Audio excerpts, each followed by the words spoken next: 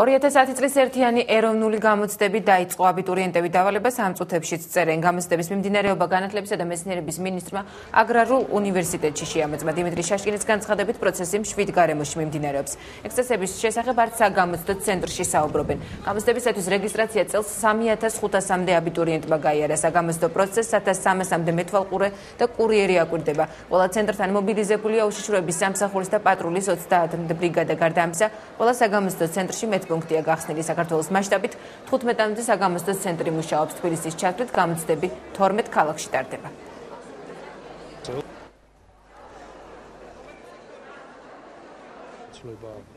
დაფინანსების სახელმწიფო გრანტის გაცემის სისტემა, ანუ თუ ადრე მხოლოდ უნარების გამოცდა განსაზღვრავდა იმ დაფინანსებას, რომ სახელმწიფოსგან რომელსაც იღებდა აბიტურიენტი, ეხლა იქნება დამოკიდებული 4-ვე გამოცდაზე, რადგან ეს არის ბევრად უფრო სამართლიანი, ვიდრე იყო, იმიტომ რომ ძალიან მნიშვნელოვანი არის, რომ ბავშვი, რომელიც აბარებს ფიზიკა, მათემატიკაზე, იცოდეს მათემატიკა ან ფიზიკა, ეს არის მნიშვნელოვანი. მეორე მხრივ, მე უკვე აღვნიშნე, რომ 4 გამოცდა ბარდება, რაც ასეთვე ძალიან მნიშვნელოვანი არის და უნივერსიტეტს აქვს შესაძლებლობა თვითონაც აწიოს მინიმალური კომპეტენციის ზღვარი. ძალიან მშვიდ ვითარებაში ჩაიარა რეგისტრაციამ და მე ძალიან მაყოფილი ვარ ამით, არანაირ ექსცესთან რაღაცა პრობლემას ადგილი არ ქონია, ასე რომ მაქსიმალურად მობილიზებულები არიან ჩვენი აბიტურიენტებიც, მომზადებულები იმისათვის, რომ ნაკლებად შემოიტანონ ზედმეტი ნივთები რეგისტრაციის დროს არანაირი პრობლემა არ შეექმნათ. მომზადების პროცესი ნამდვილად რთული იყო, მაგრამ იმედი მაქვს, რომ ეს გამართლდება და როგორც იტყვიან, სწავლის ძირი მწარე არის, კენწავში გატკბილდების და იმედი მაქვს, რომ ჩავაბარებ და ვაბარებ ჯავახიშვილში ეკონომიკის ფაკულტეტზე. საგამოცდო ტესტები ეროვნული ბანკის საცავებიდან ზუსტად 7:09-ზე საგამოცდო ცენტრებში საპატრულო პოლიციის და უშიშროების სამსახურის თანხლებით მიიტანეს. 8 საათზე აბიტურიენტთა რეგისტრაცია დაიწყო. 9-ზე კი პირველი საგამოცდო სესია. აბიტურიენტები დღეს და ხვალ გამოცდას ქართულ ენასა და ლიტერატურაში გადიან. წინა წლებისაგან განსხვავებით წელს სავალდებულო საგნების რაოდენობა 4-ია. შეიცვალა საგრანტო სისტემის პრინციპით, დაფინანსება ჯამური ქულებით განისაზღვრება და არა უნარების შედეგებით. სრული დაფინანსება სახელმწიფო უმაღლეს სასწავლებლებში სწავლის საფასურს მთლიანად ერთიანი ეროვნული გამოცდები 23 ივლისს დასრულდება, საბოლოო შედეგები კი უკვე 20 აგვისტოსთვის იქნება ცნობილი. ტესტები შემოვიდა რამდენიმე დღის წინათ ინგლისიდან, განთავსდა ეროვნული ბანკის საცავებში, ყოველ დილით ხდება საინკასაციო მანქანების საშუალებით და პატრულის თანხლებით მათი დისტრიბუცია საგამოცდო ცენტრებთან. თბილისის ეროვნული ბანკიდან ხდება დისტრიბუცია ქალაქ რუსთავში და თბილისის სამ საგამოცდო ცენტრში. ეს არის აგრარული უნივერსიტეტი, ტექნიკური უნივერსიტეტი და თბილისის სახელმწიფო უნივერსიტეტი. წლევანდელ გამოცდებს 9 მსჯავრდებულიც აბარებს. დიმიტრი შაშკინი იმედოვნებს, რომ ყველა მათგანი დავალებას თავს წარმატებით გაართმევს. მეცნიერებისა და განათლების სამინისტრო მათი შეწყალების თხოვნით პრეზიდენტს მიმართავს.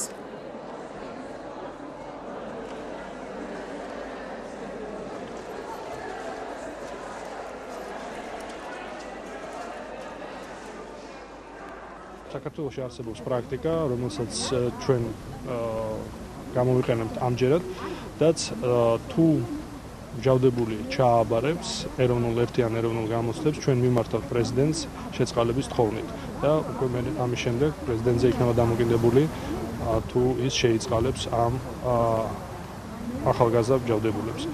რაც პრაქტიკა გვაჩვენებს, პრეზიდენტი ხშირად იყენებს ამ თავისუფლებას. დღეიდან ერთიანი ეროვნული გამოცდების მედია ცენტრიც ამოქმედდა. პირველი ბრიფინგი დღეს განათლებისა და მეცნიერების მინისტრის პირველმა მოადგილემ კოკა სეფერთელაძემ და გამოცდების ეროვნული ცენტრის დირექტორმა მაია მიმინოშვილმა გამართეს. მათ საზოგადოებას 2010 წლის ერთიანი ეროვნული გამოცდების შესახებ დეტალური ინფორმაცია მიაწოდეს. დღის განმავლობაში ცენტრში კიდევ რამდენიმე საინფორმაციო ბრიფინგი გაიმართება.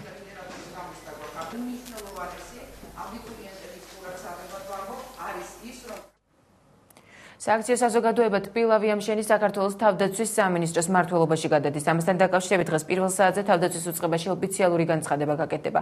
ინფორმაცია თბილავი ამშენის ხელმძღვანელობაში ცვლილებების შესახებ გუშინ გავრცელდა. ცნობილია, რომ დირექტორი პანტიკო თორდია თანამდებობას ტოვებს და მის ნაცვლად თავდაცვის მინისტრის მოადგილე ნიკა ვაშაკიძე ინიშნება. კონკრეტული გადაწყვეტილებები კი ოფიციალურად დღეს გაცხადდება.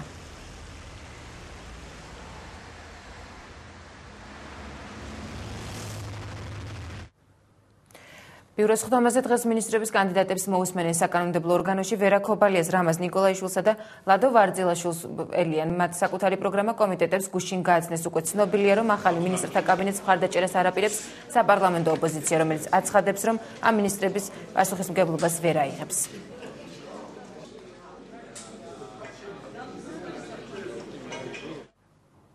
ამერიკის შეერთებული შტატების სახელმწიფო მდივანი ახლო აღმოსავლურ ტურნეს იწყებს. ჰილარი კლინტონი ცენტრალური ევროპის და კავკასიის ქვეყნებს ეწევა. სახელმწიფო მდივნის თანაშემწის ფილიპ გორდონის განმარტებით კლინტონი პირველად კიევში ჩავა, სადაც პრეზიდენტ იანუკოვიჩს და საგარეო საქმეთა მინისტრს შეხვდება დაგეგმილია ეკონომიკის, ენერგეტიკის, უსაფრთხოების და დემოკრატიის განვითარების საკითხების განხილვა. ვიზიტის ფარგლებში კლინტონი ყოფილ პრემიერს იულია ტიმოშენკოსაც შეხვდება, ასევე მედიის და სამოქალაქო საზოგადოების წარმომადგენლებს. გარდა ამისა, ის სიტყვით კიევის პოლიტექნიკონ უნივერსიტეტშიც გამოვა, სადაც უკრაინაში დემოკრატიის განვითარებაზე ისაუბრეს. ტურნეს ფარგლებში ამერიკის შეერთებული შტატების სახელმწიფო მდივანი პოლონეთში, აზერბაიჯანსა და სომხეთში ჩავა, საქართველოს კი ჰილარი კლინტონი 5 ივლისს ეწევა.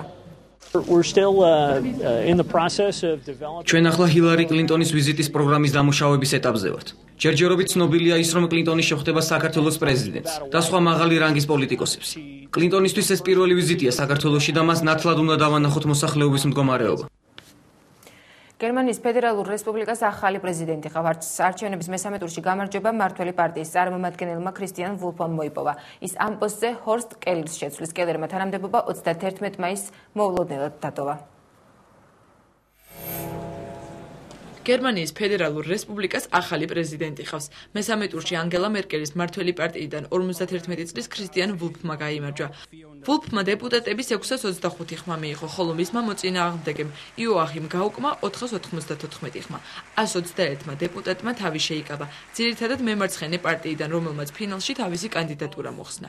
რეგლამენტის თანახმად გამარჯვებისთვის მესამე ტურში მხოლოდ ხმათა უმრავლესობის მიღებაა საკმარისი. ყოფილმა პრემიერ-მინისტრმა ქრისტიან ვულფმა პირველ ორ ტურში ხმათა უმრავლესობა ვერ დააგროვა, რის გამოც ზოგიერთმა პოლიტიკოსმა აღნიშნა, რომ ამით მერკელის ხელისუფლებამ დიდი დარტყმა მიიღო. პრეზიდენტი ვულფი პროფესიით იურისტია, მან განაცხადა, რომ მოუთმენლად ერის საპასუხისმგებლო თანამდებობის დაკავებას. მე მინდა ჩემი პატივისცემა გამოვხატო ყველა თქვენგანისადმი, ვინც მხარი დამიჭირა და იმათაც, ვისაც განსხვავებული აზრი ჰქონდა. მე დარწმუნებული ვარ, რომ თქვენთან ვითანამშრომლებ. ყველანაირად შევეცდებით თქვენი მოლოდინი გავამართლო.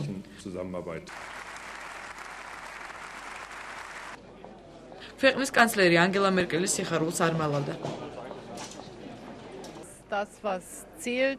ყველაზე მთავარია, რომ ჩვენ ახალი პრეზიდენტი გვყავს, რომელმაც ფედერალურ პარლამენტში ხმათა უმრავლესობით გაიმარჯვა. ჩვენ გვეყოლება ახალი ხელისუფალი, რომელიც ისეთ საკითხებს წამოაყენებს, რომელიც მნიშვნელოვანია არა მარტო გერმანიისთვის საერთაშორისო ასპარეზზე, არამედ ჩვენი ხალხისთვისაც. ქრისტიან ვულფი ჰორსტ კელერს შეცვლის, რომელიც 2010 წლის 31 მაისს თანამდებობიდან მოულოდნელად გადადგა.